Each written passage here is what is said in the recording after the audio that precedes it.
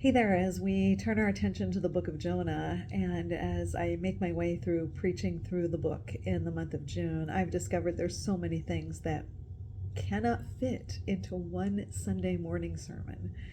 And so I want you to look with me at Jonah chapter 2, verse 1. Then Jonah prayed to God from the belly of the fish. Jonah's in quite a predicament, friends.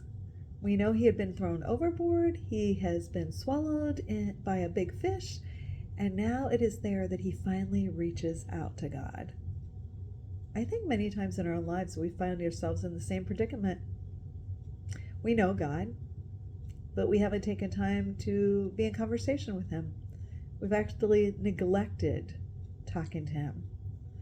And we might even be like Jonah. At times we've even tried to run from his presence.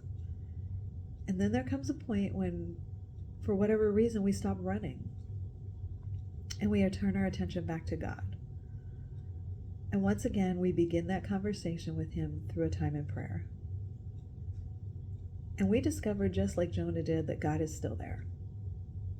God hears us even when we are at the lowest places in our own lives. He hears us no matter how far we've wandered from him.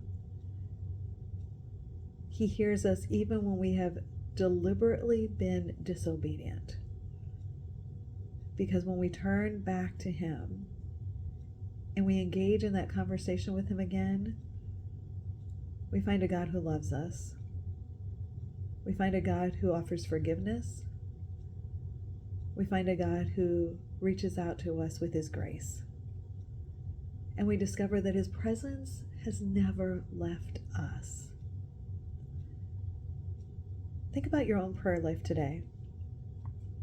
What has your most recent conversation with God been like? What might be keeping you from spending time talking to God? Maybe you've been walking with him very closely in prayer. What has that time been like? Maybe you've distanced yourself from him. What might it look like for you to turn your attention back to God today? I want you to understand this very clearly. God is ready to hear from you if you're willing and ready to speak to him.